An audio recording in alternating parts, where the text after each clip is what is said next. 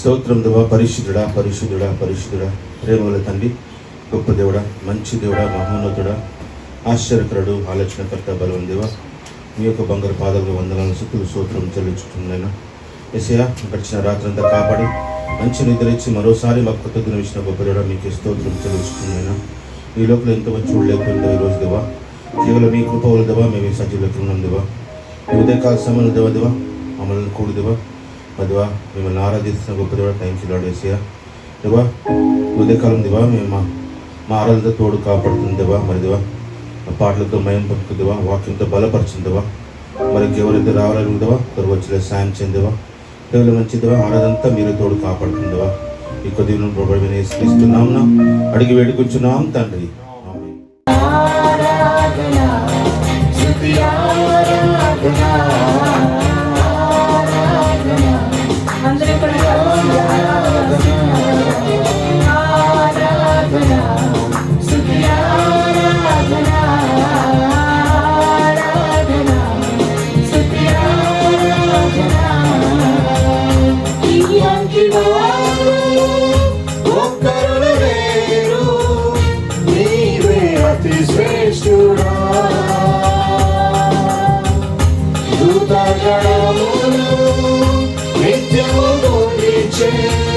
నీవే పరిశుద్ధుడా,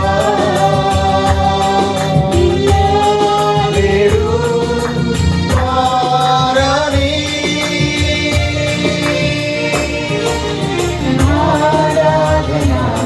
స్తుతి ఆరాధన స్తుతి ఆరాధన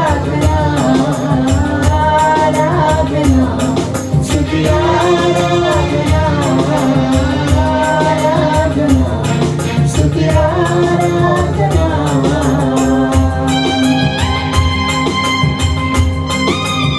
మరి 10,000లో అతి సుందరుడైన దేవుడికి, మరి ఈ లోకంలో ఆయన కంటే అతి కాంక్షణమైనది ఏది కూడా మన మనసులో ఉండదు. మరి అటువంటి గొప్ప దేవుడికి వందనాలు చెల్లిస్తూ అందరం కూడా హృదయపూర్వకంగా ఆరాధించుకుందాం.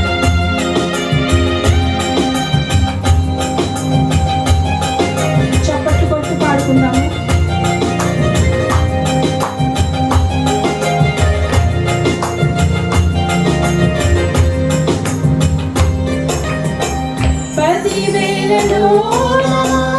అతి సుందరుడా, నీకే ఆరాధన.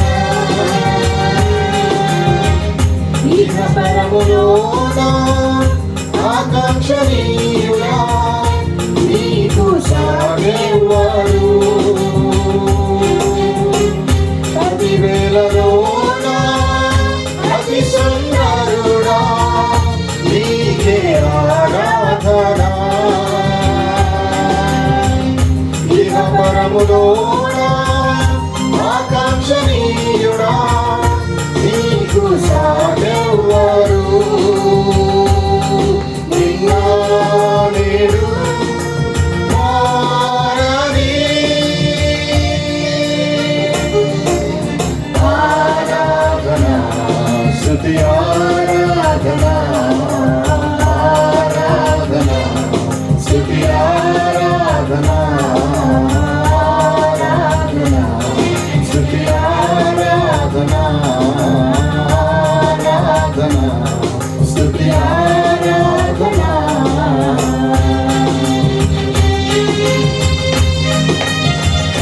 మరి ఏ విధంగానైతే దావీదు వీధులలో నాట్యమాడుతూ ఆరాధించినాడో, మరి అటువంటి విధంగా మనం కూడా ఉల్లాసంతో పరవశంతో ఆ దేవుణ్ణి స్తుతించుకుందాము.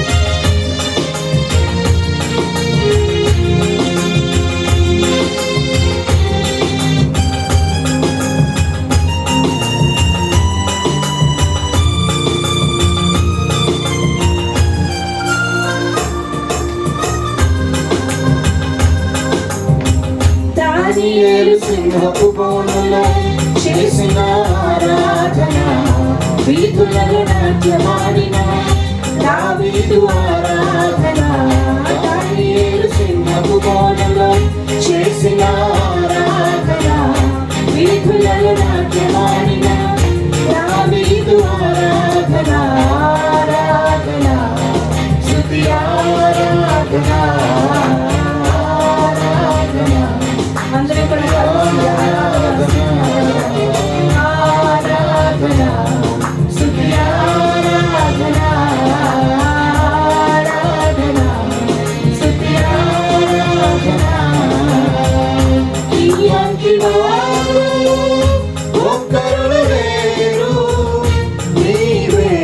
శ్రేష్ఠుడా దూతగణములు నిత్యము కొలిచే నీవే పరిశుద్ధుడా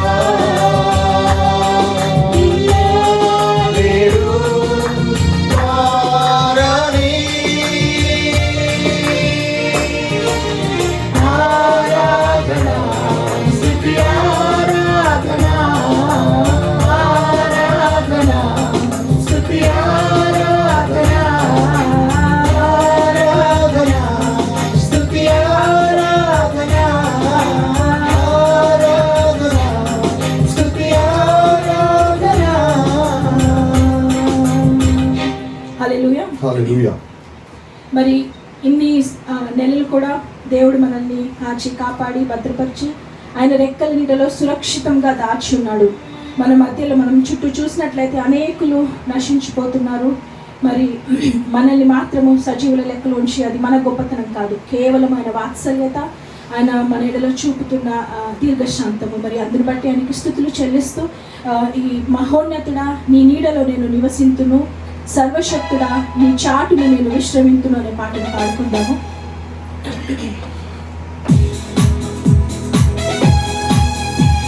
చప్పట్లు కొడుతూ పాడుకుందాము.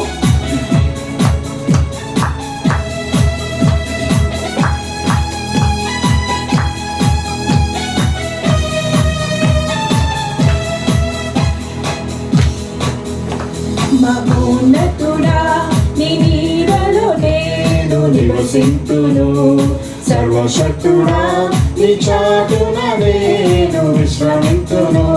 మహోన్నతుడా నీ నీడలో నేను నివసింతును, సర్వశక్తుడా నీ చాటున నేను విశ్రమింతును. యేసయ్యా నీ రెక్కలే నాకు ఆశ్రయము, యేసయ్యా నీ రెక్కలతో నన్ను కప్పుము, యేసయ్యా నీ రెక్కలే నాకు ఆశ్రయము, యేసయ్యా నీ రెక్కలతో నన్ను కప్పుము.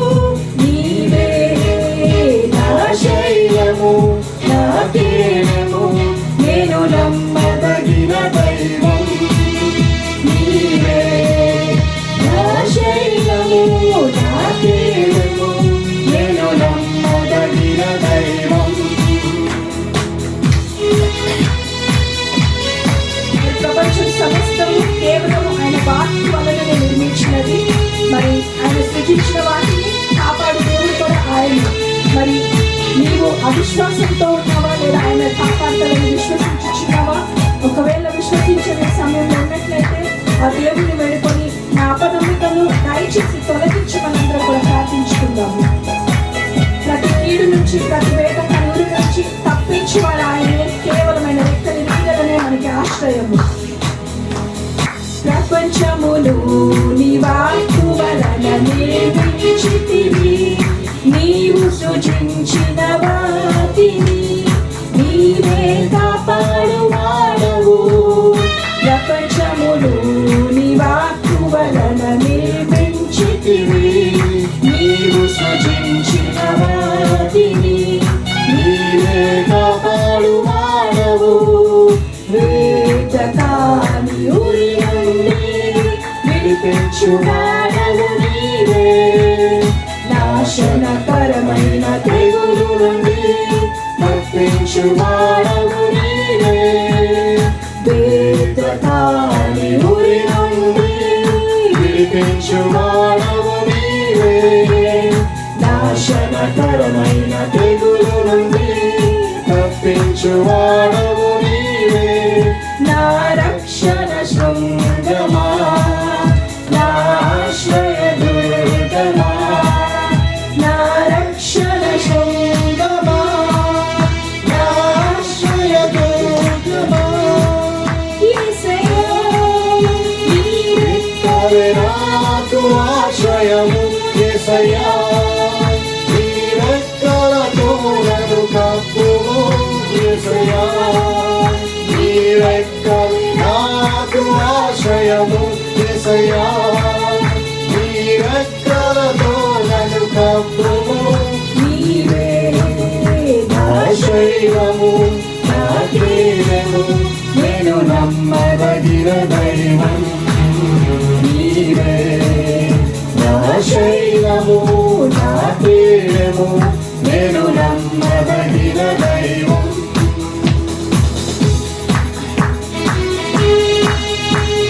మరి ఆయన వైపుకు కళ్ళు ఎత్తించున్నావా? మరి ఆయన వలననే నిత్యము మనకి సహాయము కలుగుతున్నది. మరి ఏ అపాయము రాకుండా మన కుడి పక్కనే నిలిచిన దేవునికి వందనాలు చెల్లిస్తూ, ప్రభా నా ప్రాణము నిరంతరము తండ్రి ప్రభా నీ కొరకు ఎదురు చూస్తున్నది, దయచేసి నన్ను కాపాడు దేవా అని అందరం కూడా వేడుకుంటాము.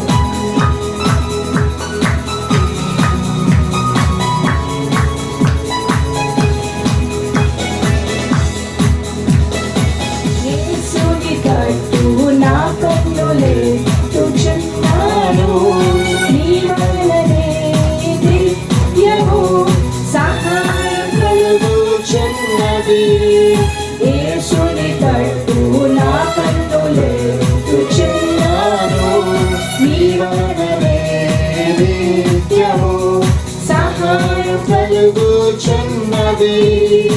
ఏ అపాయము రాకుండా నా కుడి ప్రక్కన నిలువు, నా ప్రాణము నిరంతరం కాపాడువాడవు నీవే.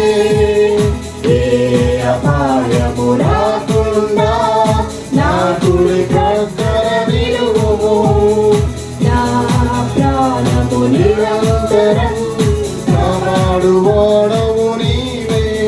నా రక్షణ శృంగమా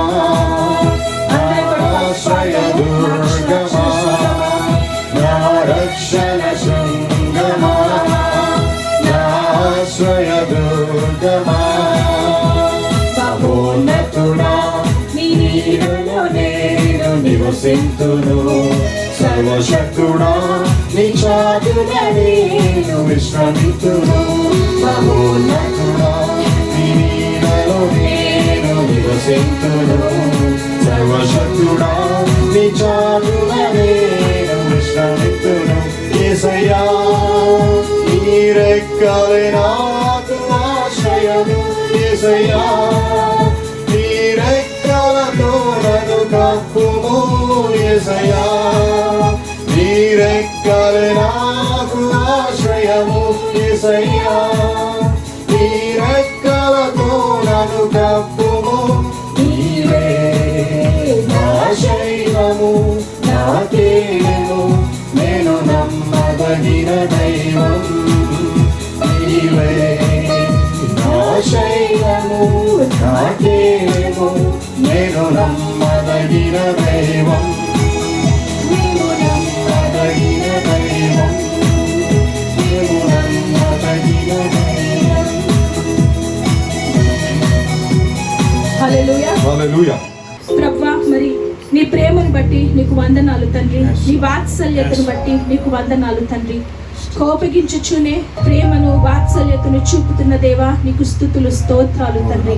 ఒకవేళ ఈ సమయంలో నీవు నీ మొదటి ప్రేమను మరిచినట్లయితే వాక్యం సెలవిస్తున్నది, be the cold or hot వచ్చిన స్థితిలో ఉన్నట్లయితే ఉమ్మి వేయబడతావని వాక్యంలో సెలవిస్తున్నది. మరి మనకి ఇంకా సమయము ఉందో లేదో మనకు తెలియదు. మన జీవిత యాత్ర ఎప్పుడు ముగించుకోబోతామో ఎవరికి తెలియదు. కానీ ఉన్న సమయంలో సిద్ధపాటు కలిగి ఒకవేళ నీవు ఆయన ప్రేమ నుండి నువ్వు ఇతర ఐడల్స్ని ఏర్పరచుకున్నట్లయితే, అది నీ జాబ్ అవ్వచ్చు, నీ ఆస్తులు అవ్వచ్చు, నీ పేరెంట్స్ అవ్వచ్చు, నీ స్పౌస్ అవ్వచ్చు, వాటిని అన్నిటినీ పక్కన పెట్టి యేసయ్యా మరి నీ స్థానంలో ఇంకా దేన్నైతే నేను ఉంచుకున్నట్లయితే దయతో క్షమించమని సమయంలో అందరం కూడా వేడుకుందాము. ప్రభువా, మరి నీకు చెందాల్సిన మహిమను నేను ఇతర ఐడల్స్కి కానీ ఇతర విషయాలకు కానీ ఇచ్చినట్లయితే దయతో మమ్మల్ని క్షమించమని అందరం కూడా వేడుకుందాము. మరి ఆయన రాబోయే సమయంలో వధువు సంఘం వలె ఆయు వర్జిన్ టుడే ఆయనతో కూడా తీసుకెళ్ళిపోవడానికి ఆయన సిద్ధంగా ఉన్నాడు. కానీ ఆయు అ వర్జిన్ బ్రైడ్ ఫర్ హిమ్. నువ్వు సిద్ధపాటు కలిగి ఉన్నావో నీవు నేను ప్రశ్నించుకుందాము. ప్రభువా, మా రోత స్థితిని తండ్రి, ప్రభువా మా దీన స్థితిని చూస్తూనే ఉన్నావు తండ్రి. మా వల్ల ఏది కాదు ప్రభువా. మరి మా ఈ రోత మురికి జీవితంలో నుంచి మమ్మల్ని పైకి లేవనెత్తువాడవి కేవలం నీవే తండ్రి. ప్రభువా, ఇప్పుడు పాడుకున్నట్లుగా తండ్రి, కేవలం నీ రెక్కల చాటునే మాకు ఆశ్రయం తండ్రి. ఎవరి వైపు చూడలేము తండ్రి, కేవలం నీ వైపే చూస్తున్నాం ప్రభా.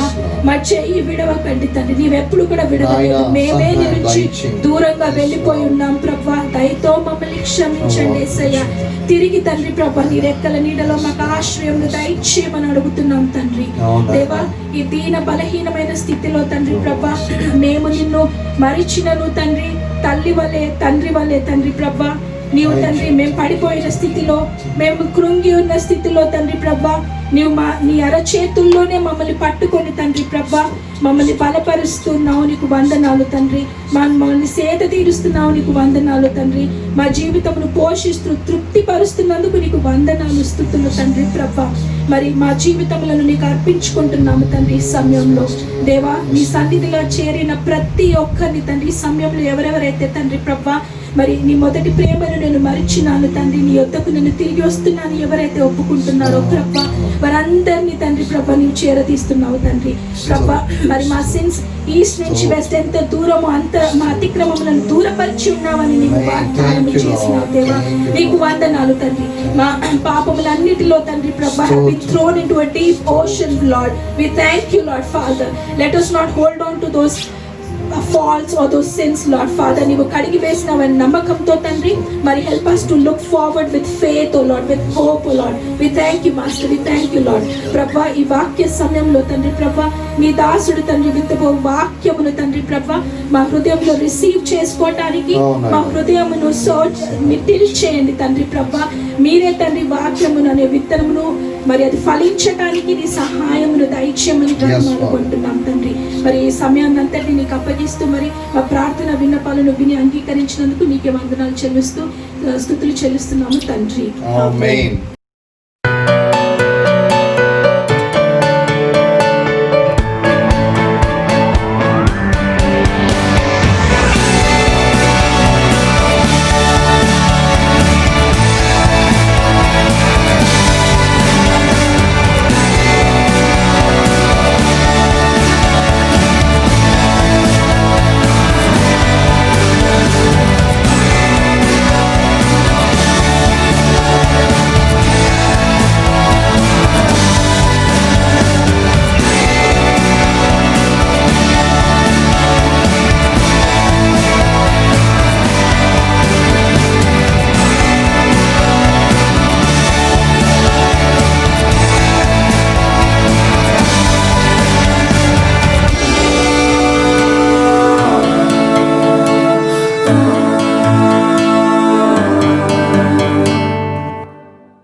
గత కొద్ది వారాలుగా మరి అద్భుతంగా దైవ సంకల్పం అనేటటువంటి సిరీస్ని మనం ఆరంభించుకొని ధ్యానం చేస్తూ ఉన్నాం. 7 సందేశాలు మనం ఆల్రెడీ నేర్చుకున్నాం. 8వ సందేశంలోనికి మనం వెళ్ళబోతున్నాం. యెహెజ్కేలు గ్రంథము 8వ అధ్యాయం తీసి పెట్టుకున్నట్లయితే అక్కడికి కొద్దిసేపట్లో వెళ్దాం. 9 సందేశాల ఈ సిరీస్లో దేవుని యొక్క గుణ లక్షణాలని మనం జ్ఞాపకం చేసుకుంటూ ఒక అవగాహన, అంటే దేవుని గురించినటువంటి సరైనటువంటి అవగాహన మనం కలిగి ఉండడానికి ఈ సమయాన్ని మనం ఉపయోగించుకుంటాం కదా. అంటే మనకు ఇంతకు ముందు ఉన్నటువంటి ఆలోచన, మనకు ఇంతకు ముందు దేవుని గురించి ఎటువంటి ఆలోచన తలంపులు కలిగి ఉన్నామో మరి అవి పక్కన పెట్టినట్లయితే కొత్తగా మరలా రిఫ్రెష్ చేసుకుంటూ దేవుని గురించినటువంటి సరైన అవగాహన కలిగి ఉండడానికి ఈ సందేశాలు ఎంతగానో మనకి ఉపయోగపడుతున్నాయని నేను విశ్వసిస్తున్నాను, నమ్ముతున్నాను. ముఖ్యంగా ప్రతి క్యారెక్టరిస్టిక్స్, ప్రతి గుణ లక్షణానికి ఒకదానికొకటి ఇంటర్లింక్ అయి ఉన్నట్లుగా మనం గమనిస్తూ ఉన్నాం. అంటే మరో మాటలో చెప్పాలంటే ఒక గుణ లక్షణం నువ్వు సరిగ్గా అర్థం చేసుకోకపోతే మరొక గుణ లక్షణాన్ని నీవు అప్రిషియేట్ చేయలేవు. సో దేవుని యొక్క కనికరాన్ని నువ్వు అప్రిషియేట్ చేయాలి అంటే దేవుని యొక్క ఉగ్రతను గురించి నువ్వు తెలుసుకుని ఉండాలి, అవునా? సో దేవుని యొక్క జడ్జిమెంట్ గురించినటువంటి అవగాహన ఉంటే దేవుని యొక్క కృప ఎంత అద్భుతమైనటువంటిదో మనం అవగాహన చేసుకోగలుగుతాం. మరి దేవుని యొక్క జలస్యని మనం అర్థం చేసుకోవాలంటే ఆయన ప్రేమను గురించినటువంటి అవగాహన ఉంటే మరి ఎంత ప్రేమమయుడో తెలుసుకుంటే ఆయన ఎందుకు జలసి కలిగి ఉన్నాడో మనకు అర్థమవుతుంది. దేవునికి మహిమ కలుగుగా. సో అందుకే ప్రతిదీ కూడా, ప్రతి గుణలక్షణం కూడా ఒకదానికొకటి మరి రిలేట్ అయినట్లుగా, ఇంటిమేట్లీ లింక్ అయినట్లుగా మనం గమనించాలి. సో ఈ వారం మరి దేవుని యొక్క జలసీని గురించి మనం నేర్చుకోబోతున్నాం. మన దేవుడు రోషము గల దేవుడు అని చెప్పి బైబిల్ సెలవిస్తుంది. నిర్గమకాండం 25లో మనం చూసినట్లయితే, నీ దేవుడైన యెహోవానకు నేను రోషము గల దేవుడను అంటాడు. ఆ తర్వాత 34:14లో కూడా అదే మాటను ప్రస్తావన చేస్తుంటాడు. అంటే మన దేవుడు రోషము గల దేవుడు. ఏంటండి ఎగ్జాక్ట్గా రోషము గల దేవుడు అంటే ఏమిటి అని అర్థం చేసుకోవడానికి ప్రయత్నం చేసినట్లయితే, ఎందుకంటే ఆ జలసీ అనేటటువంటిది ఒక నెగిటివ్ మీనింగ్ని ఇమీడియట్గా, జలసీ అనగానే ఒక నెగిటివ్ అర్థం స్ఫురింపజేస్తుంది కదా. సో ఇక్కడ మనం ఒక అవగాహన చేసుకోవాలి. ఎందుకంటే డెఫినెట్గా దేవుడు జలసీ చూపించడు, ఎందుకంటే హీఈస్ గాడ్, ఆయన దేవుడు. అటువంటి దేవుడు జలసీ కలిగి ఉండటం కాదు. మరో మాటలో చెప్పాలంటే, he is not jealous of, but he jealous for. అంటే ఆయన సృష్టించినటువంటి సృష్టి అంతా కూడా ఆయనది. సో మనమందరము కూడా ఆయన సృష్టిలో భాగమై ఉన్నాం. మరి ముఖ్యంగా సృష్టిలో శ్రేష్టమైనటువంటి వారముగా మనం ఉన్నాం. అందుకే దేవుడు మనందరినీ ప్రేమిస్తున్నాడు కాబట్టి, ప్రేమించేటటువంటి దేవుడు మన పట్ల జలసీ కలిగి ఉండడం చాలా సమ్మతంగా అనిపిస్తుంది. అవునా? సో ఇది చాలా జాగ్రత్తగా అర్థం చేసుకోవాలన్నమాట. So God is jealous for, and there is a difference between jealous of and jealous for. Jealousy అనేది దేవుని యొక్క ప్రేమలో నుంచి వ్యక్తపరిచేటటువంటి ఒక ఎక్స్ప్రెషన్ అన్నమాట. ఆయన ప్రేమమయుడు, ప్రేమ సంపూర్ణ అనేటటువంటి విషయం మనకు తెలుసు కదా. సో ఆ ప్రేమ కలిగి ఉన్నప్పుడు ఆ జలసీ అనేది బయటకు వస్తుంది. దీన్ని సరిగ్గా అర్థం చేసుకోవాలంటే మన వ్యక్తిగత జీవితాన్ని గురించి ఒకసారి మాట్లాడుకుందాం. నేను ఒక భార్యకు భర్తను, 2 పిల్లలకు తండ్రిని. అంటే ఒక కుటుంబం ఉంది నాకు. నా కుటుంబాన్ని లేకపోతే నా ఫ్యామిలీని నేను ఎంతగా ప్రేమిస్తున్నానో, మరి ఎవరైనా నా కుటుంబం జోలికి వస్తే సహజంగా ఏమనిపిస్తుంది నాకు? పర్లేదులే అని అనిపిస్తుందా? అనిపించదు కదా. అంటే వాళ్ళని ఏమైనా సరే వాళ్ళని కింద పడేయాలనిపిస్తుంది అట్లాంటి పరిస్థితి వస్తే. ఎందుకంటే నా కుటుంబం జోలికి వస్తే డెఫినెట్గా నేను ఊరుకోను. కారణం ఏంటంటే ఐ లవ్ మై ఫ్యామిలీ. ఆ జలస్ అనేది ఆ ప్రేమలో నుంచి వస్తుందన్నమాట. అట్లాగే at the same time I expect my family to love మీ కదా. వారు కూడా అదే రకమైనటువంటి జలసీ లేకపోతే జలస్ ప్రేమ కలిగి ఉండాలని చెప్పి నేను ఎక్స్పెక్ట్ చేస్తాను. మరి ఒక మాటలో చెప్పాలంటే, చూడండి, మనందరం కూడా మన పిల్లలు దైవికంగా ఎదగాలని చెప్పి కోరుకుంటాం.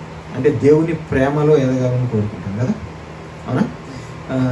యాక్చువల్గా మా ఇంట్లో ఒక రూల్ ఏంటంటే, అంటే కొన్ని సంవత్సరాల క్రితం పెట్టుకున్నటువంటి రూల్ ఏంటంటే, దేవుని ప్రేమించాలి, తల్లిదండ్రులను ప్రేమించాలి, ఓకే, పెద్దలను ప్రేమించాలి. సో ఇది కామన్ రూల్ అన్నమాట.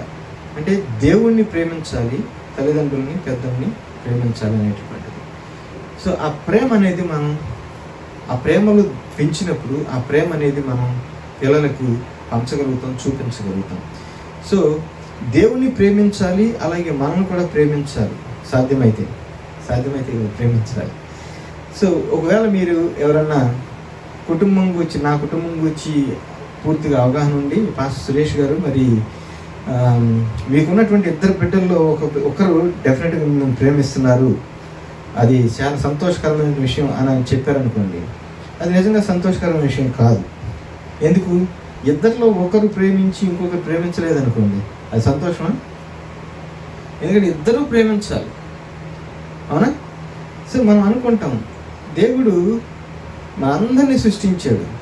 7.5 బిలియన్ పీపుల్ ఇంతమంది ఉంటే ఆయన యొక్క నిబంధనలు లేని ప్రేమ, అన్కండిషనల్ లవ్, ఈ కోటాను కోట్లలో నేను ఒకడిని కదా ఏంటి, శతకోటి వారిలో నేను కూడా ఒకడిని కదా అనేటటువంటి అవగాహన వచ్చి, మరి దేవుని ప్రేమ నా వరకు వస్తుందా అనేటటువంటి అవగాహన చాలామంది కలిగి ఉండటం చూస్తాం. అంటే ఇంతమందిలో నన్నెక్కడ పట్టించుకుంటాడు దేవుడు? చూడండి, నాకు ఉన్న 2 పిల్లల్లో ఒకరు ప్రేమించి ఇంకొకరు ప్రేమించకపోతే నాకు అంత అనిపిస్తుంది. దేవునికి అంటే సర్వవ్యాపి, సర్వజ్ఞాని, మరి ఇన్ఫినిట్ గాడికి ఈ 7.5 బిలియన్ అనేది నథింగ్. మరో మాటలో చెప్పాలంటే ఆ 2% నా 2 పిల్లల కంటే చాలా తక్కువగా అనిపిస్తుంది ఈ 7.5 బిలియన్ ఆయనకి. సో మరొక మాటలో చెప్పాలంటే ప్రతి ఒక్కరిని ఆయన ప్రేమిస్తున్నాడు, ప్రతి ఒక్కరి పట్ల ఆయన రోషము కలిగి ఉన్నాడు, ప్రతి ఒక్కరి పట్ల ఆ జలసీని ఆయన వ్యక్తం చేస్తున్నాడు. దేవునికి మహిమ కలుగుగాక. సో దేవుణ్ణి ఆ జలసీకి ప్రొవోక్ చేసేది ఏంటంటే, ఎప్పుడైతే మనం ఆ అటెన్షన్ దేవునికి ఇవ్వమో, ఆయనకి చెందాల్సినటువంటి ప్రేమను మనం ఆయనకి ఎప్పుడైతే ఇవ్వమో, we are provoking him towards jealousy. చూడండి 8వ అధ్యాయము 1వ వచనం, యెహెజ్కేలు గ్రంథం 8:1 నుండి.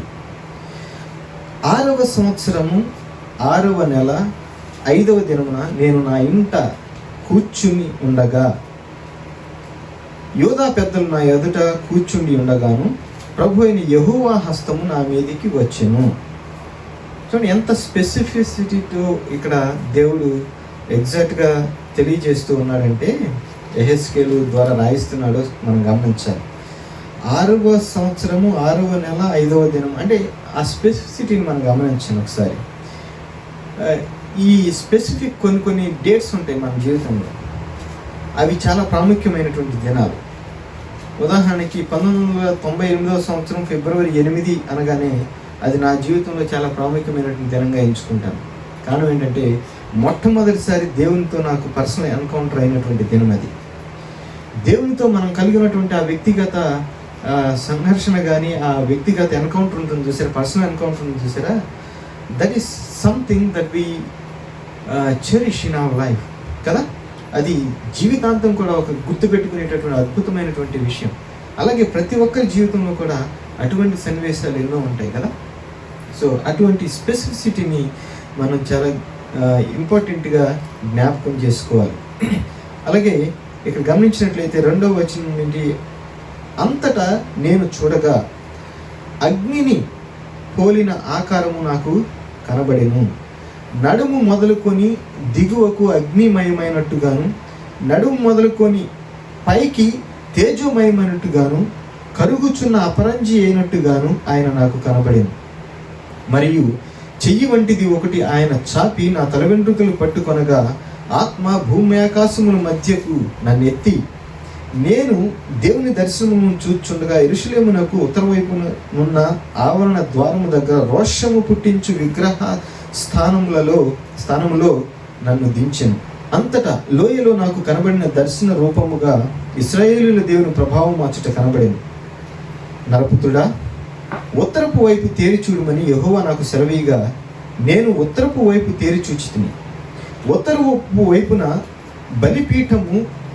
బలిపీఠపు గుమ్మము లోపల రోషం పుట్టించు ఈ విగ్రహము కనబడింది. 6వ వచనం, అంతటా ఆయన నాతో ఇలాగూ సెలవిచ్చింది, నరపుత్రుడా, వారు చేయి దాన్ని నీవు చూచున్నావు కదా, నా పరిశుద్ధ స్థలమును నేను విడిచిపోవునట్టుగా ఇశ్రాయేలీయులు ఇక్కడ చేయు అత్యధికమైన హేయ కృత్యములు చూచితివా? ఈ తట్టు తిరిగిన ఎడల వీటికంటే మరి అధికమైన హేయ క్రియలు చూచెదవు అంటున్నాడు. ఒకసారి ఇక్కడ ఆగుదాం.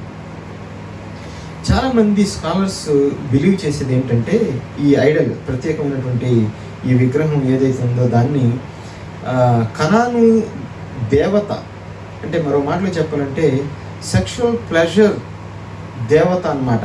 ఆ దేవత. అటువంటి దాన్ని పెట్టుకుని వారు మరి పూజిస్తూ ఉన్నారంట.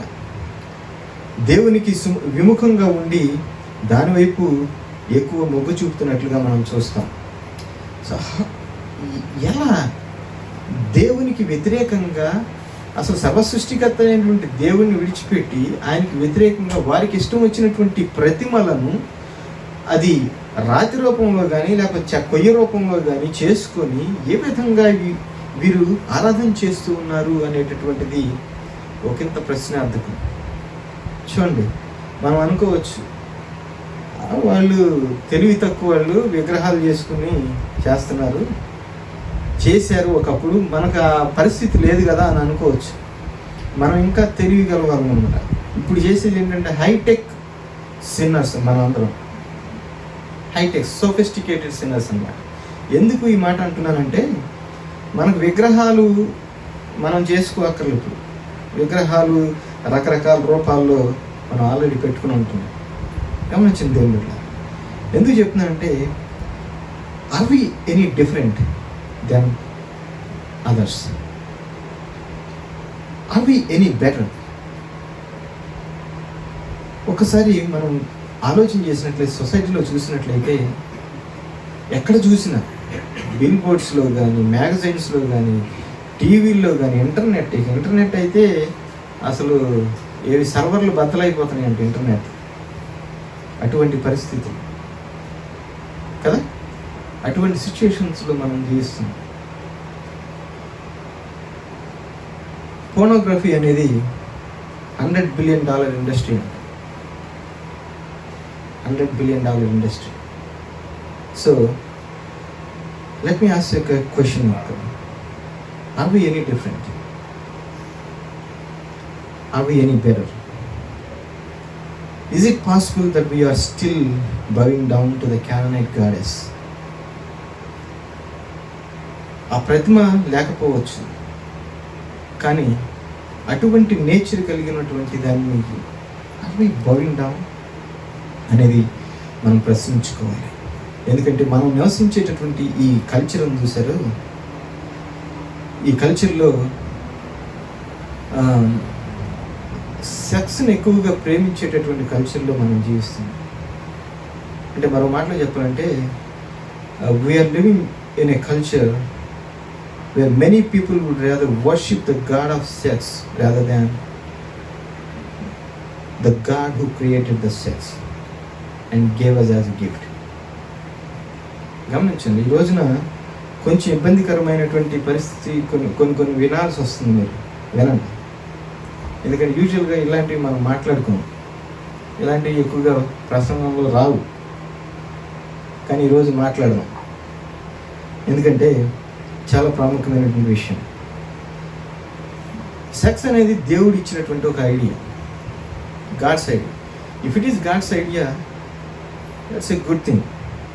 It's not just a good thing, it's a God thing కదా. సో కానీ దేవుడు ఏ ఉద్దేశంతో దాన్ని ఏర్పరిచాడు అనేది అవగాహన చేసుకోవడం చాలా ప్రాముఖ్యమైన విషయం. కొన్ని పరిమితులు పెట్టాడు దానికి.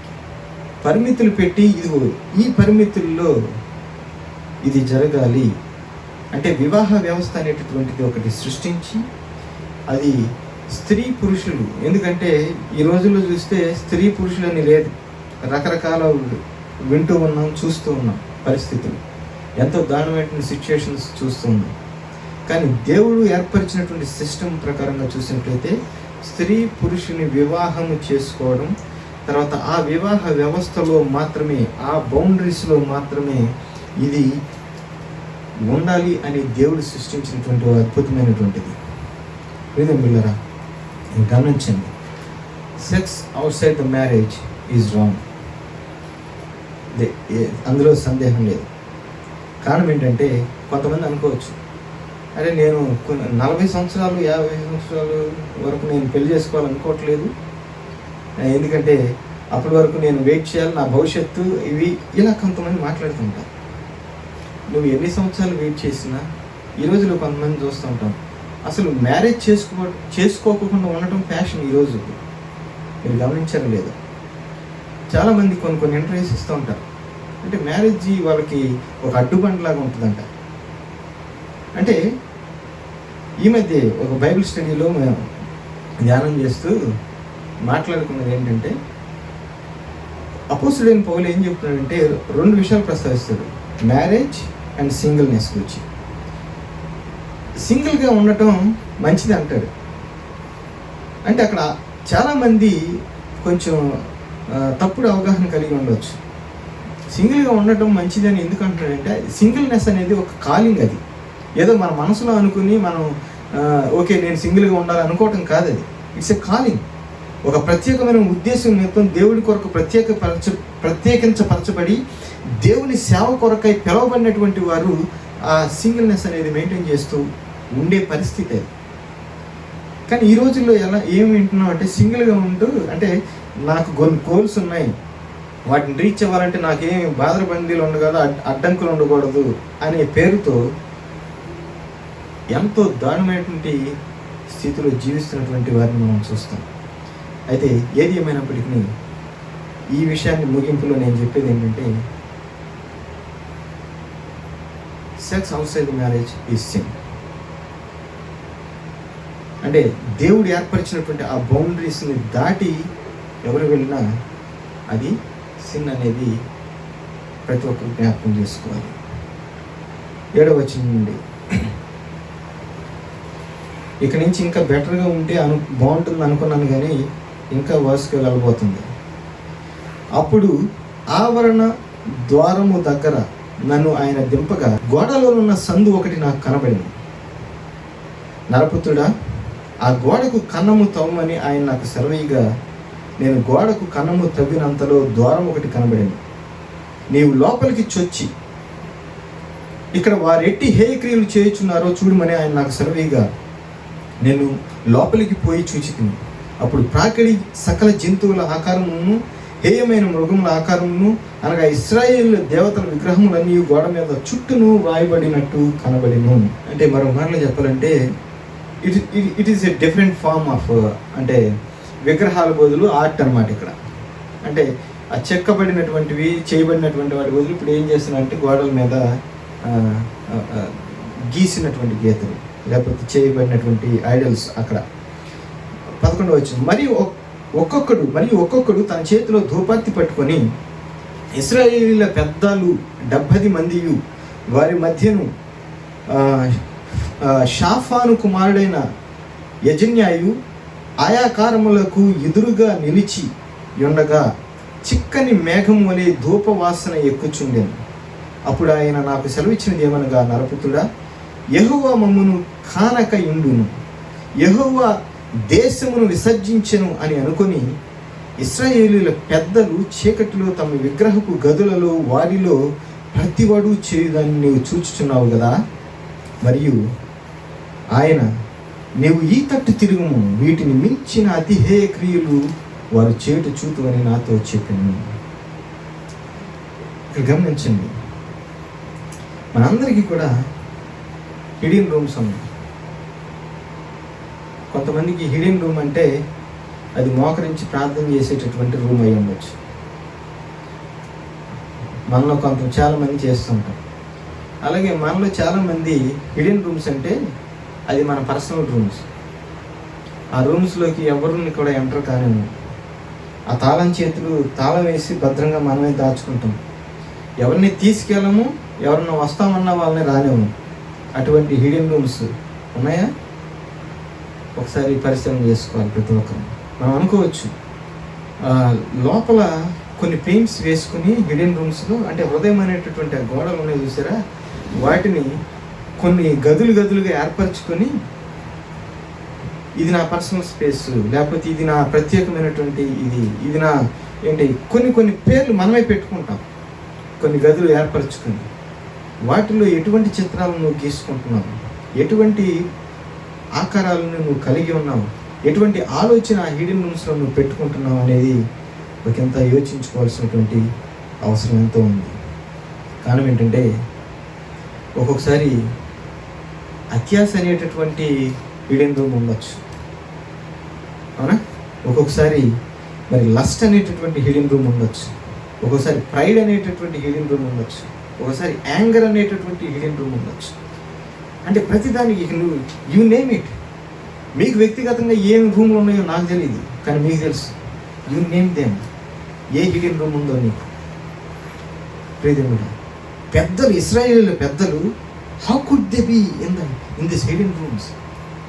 వారు ఎందుకు ఈ విధంగా మరి ప్రత్యేకమైన గదులు ఏర్పరచుకొని నాకు దూరంగా ఉంటున్నారు, నాకు విముఖంగా ఉంటున్నారని చెప్పి దేవుడు ఇక్కడ బాధపడుతూ ఉన్నాడు వీరిని గురించి. వారు విగ్రహాలను చేసుకుని వాటికి ఆరాధన చేస్తున్నారంట. ఆ హిడెన్ రూమ్స్లో నువ్వు ఏ విగ్రహం పెట్టుకున్నావో దేవుడు ఒకసారి జ్ఞాపకం చేసుకో. అయితే ట్రూత్ ఇక్కడ జ్ఞాపకం చేసుకోవాల్సిన ప్రత్యేకమైన ట్రూత్ ఏంటంటే, నీ హిడెన్ రూమ్లో ఏముంది, ఏం జరుగుతుంది నీ సీక్రెట్ రూమ్లో, సీక్రెట్ ప్లేస్లో? ఎవరు లేనప్పుడు సీక్రెట్ రూమ్లో నువ్వేం చేస్తున్నావు అనేటటువంటి చాలా చాలా ప్రాముఖ్యమైన విషయం. అది నీకు తప్ప, ఆ దేవునికి తప్ప మరి ఏ నరమాతుడికి కూడా తెలియనటువంటి పరిస్థితి. అటువంటి సిచ్యువేషన్ నువ్వేం చేస్తావు? ఇక్కడ ఈ రోజున మరి ఒక అద్భుతమైన శుభవార్త కూడా ఉంది. దానికి ముందుగా ఇక్కడ నా జాబ్ ఏంటంటే, ఏదో ప్రతి ఒక్కరిని జడ్జిమెంట్లుగా చూడాలని, జాతే తీర్పుతో, అంటే ఆ ఉద్దేశంతో మిమ్మల్ని చూడాలని ఉద్దేశం కాదు, అది ఎత్తి చూపించాలని భావం కాదు. ఎందుకు చెప్తున్నానో మీకు అర్థమవుతుంది కొద్దిసేపు. దావీదుని గురించి మనందరికీ తెలుసు, అవునా? సో ఆయన ఒక దారుణమైనటువంటి తప్పిదానికి పాల్పడ్డాడు. దేవుడు ఎక్కడో గొర్రెలు కాసుకునేటటువంటి వాడిని తీసుకుని వచ్చి సింహాసనం మీద కూర్చోబెడితే మరి ఉండాల్సినటువంటి సమయంలో ఉండవలసిన స్థలంలో లేకోకుండా వేరే చోట ఉన్నాడు. అక్కడ దారుణమైనటువంటి పరిస్థితిని మరి తను తావిచ్చాడు. ఇచ్చిన తర్వాత తన తప్పును తాను తెలుసుకొని మరి దేవుని సన్నిధిలో ప్రాధేయపడి అడిగాడు. ఎందుకంటే ఒక తప్పు బదులు ఒక తప్పుని కప్పించుకోవడానికి ఇంకో తప్పు అలా చేస్తూ దారుణమైన స్థితిలో ఉన్నటువంటి దావీదుకి దేవుడు ఒక ఛాన్స్ ఇచ్చాడు. ఇచ్చినప్పుడు ఆ ఛాన్స్ను ఉపయోగించుకొని, నాయన తప్పు చేశాను, నన్ను క్షమించు అని చెప్పి దేవుని సన్నిధిలో అయినప్పుడు దేవుడు అద్భుతంగా అతన్ని క్షమించినట్లుగా చూస్తాను. ఆ తర్వాత నా హృదయానుసారుడైనటువంటి వాడు దావీదు అంటాడు. దేవుడికి స్తోత్రం కలిగి. సో ఎంత దారుణమైనటువంటి తప్పిదానికి పాల్పడినటువంటి వాడిని నా హృదయానుసారుడు అని అంటున్నాడు. కారణం ఏంటంటే, దావీదు దేవుడు ఇచ్చినటువంటి అవకాశాన్ని సద్వినియోగపరుచుకొని తన తప్పిదాన్ని దేవుని సన్నిధిలో ఒప్పుకొని మరి కంప్లీట్ అటెన్షన్ దేవుని వైపు ఇవ్వగలిగాడు. దేవునికి మహిమ కలుగుగాక. So praise God for his mercy. దేవుని యొక్క కనికరము కొరకు మనం దేవుని ఎంతగానో స్తుతింపబద్ధులమై ఉన్నాం. దేవునికి మహిమ కలుగుగాక. హల్లెలూయా. సో చాలా చాలా స్టోరీలు వింటూ ఉంటాం ఈరోజు. ఫేస్బుక్ అఫైర్స్, సోషల్ మీడియా ద్వారా అఫైర్స్, ఇట్లాంటివి ఎన్నో వింటూ ఉంటాం. అయితే అందరికీ దేవుడు ఇచ్చేటటువంటి ఒక అవకాశం ఏంటంటే, మరొక ఛాన్స్ దేవుడు ఇస్తున్నాడు. కారణం ఏంటంటే, ప్రతి ఒక్కరిని దేవుడు ప్రేమిస్తున్నాడు కాబట్టి ప్రతి ఒక్కరి పట్ల దేవుడు రోషము కలిగి ఉన్నాడు. ప్రతి ఒక్కరి పట్ల దేవుడు ఆ జలసిని చూపిస్తూ, నా బిడ్డ మరలా నా దగ్గరికి రావాలి అనేటటువంటి విధానంతో ఆయన ఒక్కొక్కసారి కొన్ని అనుమతిస్తూ ఉంటాడు. అనుమతించినప్పుడు స్పందించి దానికి తగిన రీతిలో మనం జీవించగలిగినప్పుడు, మరి వచ్చినటువంటి అవకాశాన్ని సద్వినియోగపరుచుకున్నప్పుడు అద్భుతంగా దేవుని యొక్క కనికరాన్ని పొంది దేవుని యొక్క కృపకు పాత్రలు అవుతాం. ఆయన ప్రేమకు మరలా తిరిగి పాత్రలు అవుతాం. దేవునికి ముందు. సో జలసీ అనేది it is an expression of that love. దేవుని యొక్క ప్రేమ నుంచి వచ్చేటటువంటి ఎక్స్ప్రెషన్ జలసీ. అందుకే he doesn't want us to worship any other gods other than him, because he jealous God. ఆయన రోషము కలిగినటువంటి దేవుడు. సో ఇక్కడ నేను నేర్చుకున్నటువంటి ఒక విషయం ఏంటంటే, we need to be careful about the way we pray. ఎందుకంటే దేవునితో మనకి ఎటర్నల్ రిలేషన్షిప్ ఉన్నప్పుడు ఇది జాగ్రత్తగా అర్థం చేసుకోండి.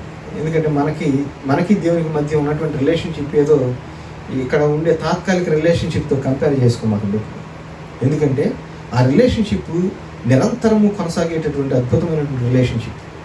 అంత అద్భుతమైనటువంటి రిలేషన్షిప్ కలిగి ఉన్నప్పుడు ఇట్స్ అల్టిమేట్ థింగ్ కదా.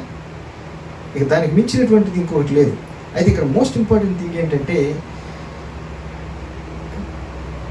ఎటువంటి టెంపరల్ పెయిన్ మనం ఎదుర్కొన్నా ఈ ప్రక్రియలో, ఏ పెయిన్ మనం ఎదుర్కొన్నప్పటికీ దేవుడు కొన్ని అనుమతించే దానికి హేతు ఏంటంటే, వాటి ద్వారానన్నా తెలుసుకుని ఇంకా నా దగ్గరికి నా బిడ్డ వస్తాను, నా బిడ్డ నా దగ్గరికి వచ్చినప్పుడు అంటే నా యొక్క అవస్థను గుర్తించి మరి నాతో మమేకమై నాతో ఆ రిలేషన్షిప్ని కొనసాగించడానికి, ఆ పునరుద్ధరించడానికి దేవుడు కొన్ని అనుమతిస్తూ ఉంటాడు. సో అల్టిమేట్ రిలేషన్షిప్ ముందు మనం ఎదుర్కొనేటటువంటి తాత్కాలిక సమస్యలు కానీ, తాత్కాలికమైన బాధలు, నొప్పులు కానీ అవి నథింగ్ అన్నమాట. సో అందుకే వీ హ్యావ్ టు, మనం మస్తిష్కం ఎప్పుడు కూడా దేవునికి మనకు ఉన్నటువంటి రిలేషన్షిప్, మన మధ్య ఉన్న రిలేషన్షిప్ లాగా పోల్చుకోవద్దు. అలా పోల్చుకున్నప్పుడు మనం దేవుని యొక్క మనకు ఎదుర్కొనేటటువంటి టెంపరల్ పెయిన్స్ కానీ, లేకపోతే మనం వీటి నుంచి వెళ్ళేటటువంటి ప్రతికూల పరిస్థితుల నుంచి వెళ్తున్నప్పుడు మనం ముందు కొనసాగలేము. అందుకే నేను అడ్మిట్ చేసుకునేది ఏంటంటే, నేను కూడా చాలా బ్యాడ్ థింగ్స్ చేసి ఉంటాను. దారుణమైనటువంటి సిచ్యువేషన్స్ నుంచి నేను కూడా నడిచాను. దేవుని వ్యతిరేకంగా జీవించి, దేవునికి దూరంగా జీవించినటువంటి దినాలు ఎన్నో ఉన్నాయి. అయితే దేవుడు తన కృపను హెచ్చించి గద్దించి ఓ మాట అన్నాడు, అయితే వెచ్చగానే ఉండి లేదా చల్లగానే ఉండి, వెలువెచ్చగానే ఉంటే వెలివేస్తాను అంతే అని. ఇవి నేను ప్రేమించిన వాడిని గద్దించి శిక్షించున్నాను, ఎవరైనా నా స్వరం విని వస్తే నేను వాడిని చేర్చుకుంటాను. ప్రియతండ్రులు, మనందరం కూడా ఎటువంటి ప్రతికూల పరిస్థితుల నుంచి వెళ్ళినటువంటి వారిని. So let me ask you, are you bowing down to the goddesses, whatever the goddesses that you have in your internal rooms, hidden rooms? నీ రూమ్లో ఎటువంటి దేవుణ్ణి దేవతను పెట్టుకున్నావో అవి నీకు దేవుడు దేవత అనిపించకపోవచ్చు, కానీ జ్ఞాపకం చేసుకో. 14వ వచనం, యెహోవా మందిరపు ఉత్తర ద్వారము దగ్గర నన్ను దింపక అక్కడ స్త్రీలు కూర్చుండి తమ్మూజు దేవతను గూర్చి ఏడ్చుట చూచితిని. అప్పుడు ఆయన, నరపుత్రుడా, ఇది చూచితివి కానీ నీవు తిరిగి చూచిన ఎడల వీటిని మించిన హేయకృత్యము చూతుమని నాతో చెప్పాను. చూడండి, ఒకదానికి మించింది ఇంకోటి ఉన్నాయి అక్కడ, దానిమైనటువంటి అకృత్యాలు. సో చూడండి ఎన్ని ఐడల్స్ ఉన్నాయో ఈ టెంపుల్లో. సో ఈ బబులోనీయులకు తమ్మూజు అనేటటువంటిది ఒక వసంతకాలంకు దేవత అన్నమాట. అంటే వసంతకాలంలో ఏం జరుగుతుంది? సహజంగా పంటలు చేతికి రావటం, లేకపోతే కొత్తగా మళ్ళీ వేయటం, ఇలాంటివి సహజంగా చూస్తుంటాం అవునా. వసంతకాలంలోనే కదా మనకు నూర్పుళ్ళు కానీ కుప్పలు ఇలాంటివి చేస్తూ ఉంటారు. మరి చాలా అంటే పంటలు చేతికి వచ్చేటటువంటి కాలంలో వాటిని బట్టి వీళ్ళందరూ ఏం చేస్తుంటారంటే తమ్మూజు దేవతకు మొక్కి నమస్కారం చేస్తుంటారంట.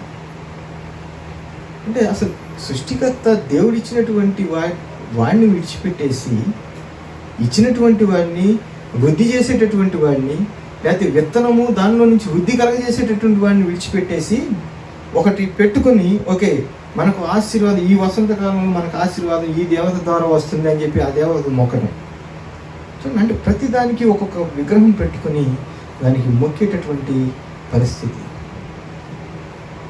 ప్రియమిత్రులారా, ఎటువంటి తమ్మూజు దేవత నువ్వు ఆరాధిస్తున్నావు అది కూడా మనం జ్ఞాపకం చేసుకోవాలి. ఎందుకంటే దేని గురించి నువ్వు దుఃఖము కలత చెంది ఉన్నావు? ఒకసారి ఈ ప్రశ్న వేసుకో, ఒకసారి ఆలోచన చేయండి. దేని గురించి నేను దుఃఖాన్ని కలతను చెందినప్పుడల్లా చెందుతున్నాను అనేది ఒకసారి జ్ఞాపకం చేసుకుని వెనక్కి వెళ్ళి చూసుకొని, దేని గురించి ఒక్కోసారి బ్యాడ్గా ఫీల్ అవుతున్నావు? ఏ విషయం నీకు ఒక రోజున this thing ruin my day అంటాం? ఏదో ఒక విషయం ఆ దినాన్ని అంతా నీ మనసంతా కలిచివేస్తుంది. ఏ విషయం నిన్ను కలిచివేస్తుంది? అంటే దేవుని మహిమపరచినప్పుడు, దేవుని కీర్తించినప్పుడు కాదా ఇలాంటివి చోటు చేసుకునేది అనేది ఒకసారి జ్ఞాపకం చేసుకో, దర్శించుకో. ఆయన్ని మహిమపరుస్తూ, ఆయన కీర్తిస్తూ ఉన్నప్పుడు ఇటువంటి వాటికి నీకు తావు ఇచ్చే పరిస్థితి ఉండదు. సో ఏ విషయం నేను నీ గుండె బద్దలు అయ్యేటట్లు చేస్తుంది, ఏ విషయం నీకు బాధ, కోపం తెస్తుంది, ఇవన్నీ జ్ఞాపకం చేసుకొని వాటిని నోట్ చేసి పెట్టుకోండి. ఒక విషయం ఏంటంటే, చాలా సందర్భాల్లో దేవునికి కాకోకుండా వేరే వాటి విషయంలో చాలా ఫీలింగ్స్ కలిగి ఉంటున్నామా అనేది, అది అసలు ఆ విషయం తలుచుకుంటేనే భయం అనిపిస్తుంది. ఎందుకంటే దేవునికి కూడా ఫీలింగ్స్ ఉంటాయనే విషయం ఎంతమందికి తెలుసు? మనందరికీ తెలుసా? తెలియకపోతే తెలుసుకుందాం. దేవునికి కూడా మనకులాగానే ఫీలింగ్స్ ఉంటాయి, అవునా? మన బిడ్డల పట్ల మనం ఎటువంటి ఫీలింగ్స్ కలిగి ఉంటాం? చూడండి, ఒక బిడ్డ ఎవరన్నా, మన బిడ్డల్లో ఒక బిడ్డ మన మాట వినుకోకుండా హర్ట్ఫుల్గా మాట్లాడారు అనుకుందాం. నా బిడ్డలు ఇద్దరిలో ఒకడు నా మాట వినకుండా హర్ట్ఫుల్గా మాట్లాడితే చాలా నొచ్చుకుంటారు, చాలా బాధపడతారు. పక్కకి వాటితో ఏమని అనుకోవచ్చు, నేను పక్కకెళ్ళి మరి ప్రార్థన చేయటం, మోకరించిన ఆయన కన్నీటితో ఏంటి ప్రభు ఈ పరిస్థితి అని చెప్పి దేవుని సన్నిధిలో బాధపడతాం. మరి దేవునికి కూడా బిడ్డలు ఉన్నారు, వారు కూడా ఆయన్ని హర్ట్ చేస్తే ఆయనకి ఎంత ఫీలింగ్ ఉంటుందో ఒకసారి ఆలోచన చేశారా? ఉంటుందా ఆయనకి? మనకు ఒకరిద్దరు లేకపోతే ఇద్దరు ముగ్గురు బిడ్డలకి మనం హర్ట్ఫుల్గా ఫీల్ అవుతూ ఉంటామే, మరి కోట్ల మంది ఉన్నటువంటి ఆయన ఎంత హర్ట్ఫుల్గా ప్రతి ఒక్కరు ఎంత గాయపరుస్తున్నారో ప్రతిరోజు కదా. So God has feelings my dear friends. So sometimes I wonder if we worship emotionless. దేవుని సన్నిధికి వచ్చి ఎమోషన్స్ లేకుండా ఒక్కోసారి ఆరాధన చేస్తున్నామేమో అనిపిస్తూ ఉంటుంది. ఎందుకంటే మన ఎమోషన్స్ అన్నీ వేరే వాటికి బ్రహ్మాండంగా ఇస్తూ ఉంటాం. ఉదాహరణకి నాకు నచ్చిన గేమ్ ఉందనుకోండి, ఆ గేమ్ చూస్తున్నంతసేపు ఎంతో ఉత్సాహం, ఉర్రూతలుగుతూ ఓహో అంటూ అక్కడ ఉండేటటువంటి ఆనందం, ఆ సంతోషం దేవుని సన్నిధికి వచ్చినప్పుడు ఉండదు. దిగాలుగా పాటలు పాడుతూ దిగాలుగా చెయ్యాలిగా అన్నట్లుగా ఏమైపోయిందంటే, చూడండి, ఇది ఒక విగ్రహం కాదా? అంటే నువ్వు వేరే విషయంలో సంతోషపడుతున్నావు, ఇక్కడికి వచ్చి నువ్వు ఆ సంతోషాన్ని ఎక్స్ప్రెస్ చేయకపోవడం ఏమనిపిస్తుంది దేవునికి? అంటే నా సన్నిధికి వచ్చినప్పుడు నా బిడ్డ సంతోషించలేకపోతున్నాడే, వేరే చోట ఉన్న ఆనందం, సంతోషం నా సన్నిధికి వచ్చినప్పుడు లేదే అని దేవుడు జలస్ ఫీల్ అవుతాడా? డెఫినెట్గా. ఏ విషయంలో నువ్వు ఎక్కువ సంతోషపడుతున్నావు, దేవుని సన్నిధికి మించి ఏ విషయం గురించి నువ్వు అధికంగా సంతోషిస్తున్నావో అవన్నీ నోట్ చేసుకోండి ఒకసారి. ఇప్పుడు నేను మామూలుగా చెప్తున్నా, ఇంటికి వెళ్ళి ఇవన్నీ లిస్ట్ అవుట్ చేసుకోవాలి అందరూ. ఇది అసైన్మెంట్ అందరికీ. లిస్ట్ అవుట్ చేసుకుందాం. ఏ విషయం నాకు అధికంగా ఉద్రేకంగా ఉంది, నాకు చాలా సంతోషంగా అనిపిస్తుంది, చాలా ఉత్సాహంగా అనిపిస్తుంది, అవన్నీ నోట్ చేసుకుందాం, బేరీజ్ వేసుకుందాం, కాటా వేసుకుందాం. కాటాలు ఏది పైకి వస్తుందో చూద్దాం. డెఫినెట్గా ఆ స్పోర్ట్స్ లేకపోతే ఏదైతే నేను ఎక్కువగా ఎంజాయ్ అదే ఎక్కువ వస్తుంది దేవుని సన్నిధికి మించి, అవునా? అలాంటి సమయంలో దేవుడు ఎలా స్పందిస్తాడు? నీ బిడ్డ నీకు కొంచెం వ్యతిరేకంగా ఉంటేనే నువ్వు అంత బాధపడుతున్నావే, నేను అంత బాధపడుతున్నానే, మరి తన బిడ్డలు తన సన్నిధిలో సంతోషించుకోకుండా వేరే విషయాల్లో సంతోషిస్తే ఆయన ఎంతగా నొచ్చుకుంటారో దేవుడు ఒకసారి అర్థం చేసుకున్నాం. దేవుడు 16వ వచనం, యెహోవా మందిరపు లోపలి ఆవరణంలో నన్ను దింపగా అక్కడ యెహోవా ఆలయము ద్వారము దగ్గరనున్న ముఖ మంటపమునకును బలిపీఠమునకును మధ్యను ఇంచుమించు 25 మనుష్యులు కనబడేవి. వారి వీపులు యెహోవా ఆలయము తట్టును, వారి ముఖములు తూర్పు తట్టును తిరిగి ఉండెను. వారు తూర్పునున్న సూర్యునికి నమస్కారం చేయుచుండిరి. అప్పుడు ఆయన నాతో ఇట్లా, నరపుతుడా, నీవు చూచితివే, యోధవారు ఇక్కడ ఇట్టి హేయ కృత్యములు జరిగించుట చాలదా? వారు దేశము బలాత్కారంతో నింపుచు నాకు కోపం పుట్టించుదురు, తీగె ముక్కునకు పెట్టుచు మరి ఎక్కువగా నాకు కోపం పుట్టించుదురు. కాబట్టి కటాక్షము లేకయు కనికరము చూపకయు నేను నా క్రోధము నగుపరచి వారు నా చెవులలో ఎంత బిగ్గరగా మొరపెట్టినను నేను ఆలకింపకుందును అంటున్నాడు. They are bowing down to the wrong idols, wrong god. అసలైనటువంటి దేవుని వైపు ఏమో వీపులు చూపించి కొసరుగా ఉన్నటువంటి వాళ్ళ వైపు వాళ్ళు మొక్కుతున్నారంట.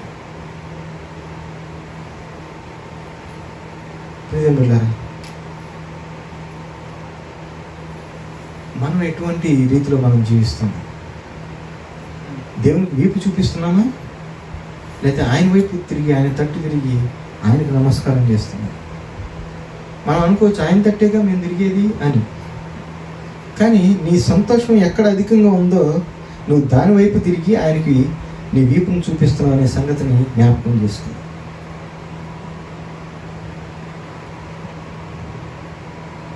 దేవుని సన్నిధిలో మనందరికీ అద్భుతమైన టెస్టిమనీస్ ఉన్నాయి కదా. మరి ఎన్ని సంవత్సరాలు చీకటి జీవితం జీవించి, నా విషయం అయితే దాదాపు 25 సంవత్సరాలు చీకటి జీవితం జీవించి, ఎప్పుడైతే దేవుని యొక్క దర్శనం, దేవుని యొక్క ఆ పర్సనల్ ఎన్కౌంటర్ కలిగి ఉన్నానో అప్పుడు ఏమనిపించిందంటే ఈ 25 సంవత్సరాలు కూడా ఒక మిడ్ నైట్ లాగా అనిపించి, ఒక తెల్లవారిన అంటే మిడ్ నైట్ పడుకుని తెల్లవారు లేస్తే ఒక వెలుగు, ఆ సంతోషము, సమాధానము ఏ విధంగా పొందుకుంటామో ఈ 25 సంవత్సరాలు కూడా ఒక అటువంటి మిడ్ నైట్ నుంచి దేవుడు లేపి ఒక వెలుగును చూపించి అద్భుతంగా ఆయన మార్గంలో నడిపించినట్లుగా అనిపించింది. అవునా? సో మనకు కూడా అటువంటి చరిత్ర ఉంది ప్రియమిత్రులారా. అటువంటి చరిత్రని మరి తీసి బొట్టులో పెట్టమాకండి, దాన్ని తెలియచేద్దాం, వేరే వారికి తెలియచేద్దాం. సో యెహెజ్కేలు 8వ అధ్యాయము మనం ఇప్పటి వరకు చూస్తూ ఉన్నాం. ఈ సమయం అంతా అయిపోయింది. 9వ అధ్యాయంలోకి వెళ్ళినట్లయితే దేవుడు దేవాలయాన్ని విడిచిపెట్టేసి తన మహిమను విడిచిపెట్టేసి వెళ్ళిపోయినట్లుగా చూస్తాం. కారణం ఏంటి తెలుసా? He doesn't want to share his glory. ఆయన మహిమను మరొకరితో షేర్ చేసుకోవడానికి ఆయన ఇష్టపడేటటువంటి దేవుడు కాదు. అందుకే ఆ దేవాలయాన్ని విడిచిపెట్టేసి వెళ్ళిపోయాడు. నీ దేవాలయంలో ఆయన మహిమను నువ్వు అనుభూతి పొందుతున్నావో లేదో ఒకసారి మనం ప్రశ్నించుకోవాలి. ఆయన మహిమను విడిచిపెట్టి వెళ్ళేటటువంటి క్రియలు నీవు నేను చేస్తున్నామా అనేది మనం ప్రశ్నించుకోవాలి దేవుని బిడ్డలారా. కారణం ఏంటంటే he doesn't want to share his glory with something else. నువ్వు అనుకోవచ్చు చాలా గదులు అన్నీ ఒక్కటే, ఈ మూల గది ఒక్కటే ప్రభు, ఇది ఒక్కటే వదిలేసి అని అనుకుంటే కుదరదు. ఆ చిన్న గది కూడా ఆయనకి కాకోకుండా, ఆయనకి తెలియకోకుండా ఉండడానికి మనం అనుకోవచ్చు. అంటే చీకట్లో చేసి ఆయనకేం తెలుస్తుంది? ఆయనకి తెలియంది ఏదైనా ఉందా? ఏమీ లేదు. సో ఎటువంటి పరిస్థితి? 9వ అధ్యాయంతో యెహెజ్కేలు గ్రంథం అయిపోవాలి. 47వ అధ్యాయానికి వచ్చినట్లయితే దేవుని యొక్క మహిమ తిరిగి మరలా ప్రవేశించిందట. దేవునికి మహిమ కలుగుతుంది. దేవుని యొక్క మహిమ తిరిగి మరలా వచ్చింది. అదే అద్భుతమైన శుభవార్త. మనకు కూడా దేవుని యొక్క మహిమ మరలా తిరిగి రావాలి అంటే we have to have a conviction. When we have the conviction, we will confess. When we confess, we will receive the glory of God. Amen? So ఆ కన్విక్షన్ కొరకు మనం దేవుని సన్నిధిలో ప్రార్థించాలి. దేవుడు అద్భుతంగా ఒక వాగ్దానం చేస్తున్నాడు. 1:9 గట్టిగా చెప్పండి. మన పాపములను మనం ఒప్పుకొని ఎడల ఆయన నమ్మదగిన వాడు, నీతిమంతుడును గనుక ఆయన మన పాపములను క్షమించి సమస్త దుర్నీతి నుండి మనలను పవిత్రులనుగా చేయను. దేవునికి మహిమ కలుగును. That's a good news. Amen. But the thing is we need to confess. ఇంకొకటి ఏంటంటే ఇక్కడ నేను కన్ఫెస్ చేసుకుంటూనే ఉన్నాను ప్రతిరోజు అని అంటారు కొంతమంది. లేవగా నేను చేసేదే అది. నిజమే, చేసేదే అది. కానీ తర్వాత అక్కడి నుంచి లేవగానే మరలా అదే భుజాన్ని వేసుకుని వెళ్ళిపోతారు మళ్ళీ. అందుకే బైబిల్ చాలా స్పష్టంగా తెలియజేసేది. పాత నిబంధన గ్రంథంలో చూస్తాం, they broke the strong holds అని చూస్తాం.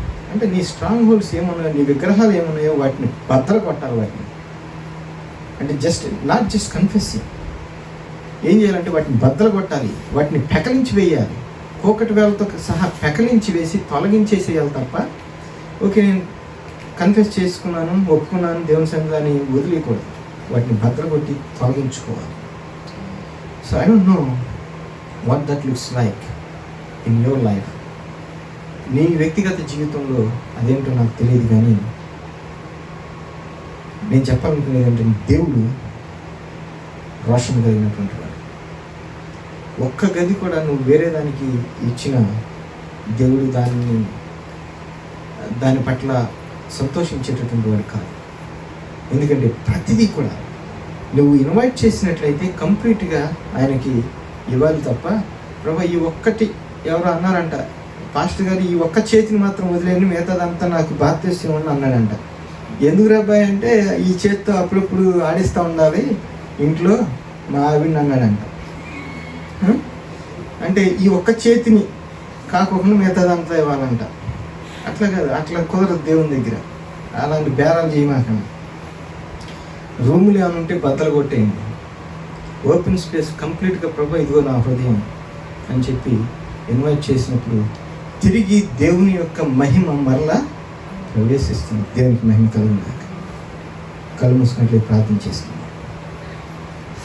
దయమయుడైన మా తండ్రి, ప్రేమ కలిగిన మా ప్రియపరలో ప్రభా, నీ పరిశుద్ధ నామమునకై స్తుతులు స్తోత్రములు వందనాలు నాయన. తండ్రి, నీ యొక్క కనికరము, నీ యొక్క ప్రేమను బట్టి నీకు ఎనలేని స్తుతులు స్తోత్రములు చెల్లిస్తున్నాం ప్రభు. ఆయన ఇప్పటి వరకు మేము నీ రోషమును గురించి ఎప్పుడు స్తుతించిన సందర్భాలు నాకు జ్ఞాపకం లేదు. ఈ సమయంలో నీ రోషమును బట్టి నీ ఎంతగానో స్తుతిస్తున్నాం ప్రభు. నీ రోషము నీవు కలిగి ఉన్నటువంటి ప్రేమలో నుంచి వస్తుంది అని మరొకసారి మాకు తెలియజేసినందుకు నీకు వందనాలు చెల్లిస్తున్నాను తండ్రి. అటువంటి రోషమును బట్టి నీకు వందనాలు చెల్లిస్తూ కుడి వచ్చిన ప్రతి బిడ్డని పేరు పేరున దర్శించాను.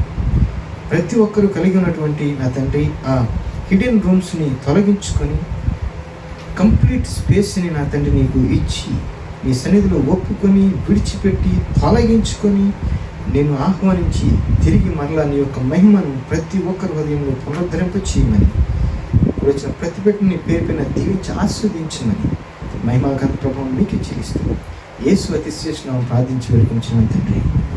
ఆమేన్. మన తండ్రి అయిన దేవుని ప్రేమ, ప్రభువైన యేసు క్రీస్తు కృప, పరిశుద్ధాత్మ దేవుని అన్యోన్య సహవాసము సన్నిధి కూర్చిన నమ్మిన వీక్షిస్తున్న మీ అందరికీ సదాకాలం తోడై ఉండి నడిపించును గాక. Amen. God bless you all. మరి మాతో చేరి మరి ఈ ఆరాధనను మాతో కలిసి ఆరాధన చేయడానికి వచ్చిన మీ అందరికి బట్టి ప్రభువైన యేసు క్రీస్తు నామములో శుభములు వందనాలు చెల్లిస్తున్నాను. మరి వచ్చే వారం ఈ దైవ సంకల్పం అనే సిరీస్ని కంక్లూడ్ చేయబోతున్నాం. మరి దేవుని యొక్క ప్రేమను గురించి మనం మాట్లాడుకోబోతున్నాం. దేవుని యొక్క ప్రేమకు ఎలలు లేవు, హద్దులు లేవు. మరి దాన్ని మనం కొలవలేము. అటువంటి ప్రేమను గురించి మనం మాట్లాడుకోబోతున్నాం. మరి తప్పకుండా రండి. మరి కొంతమందికి దేవుని ప్రేమను పరిచయం చేయాలనుకుంటే వారిని ఇన్వైట్ చేయండి. God bless you all.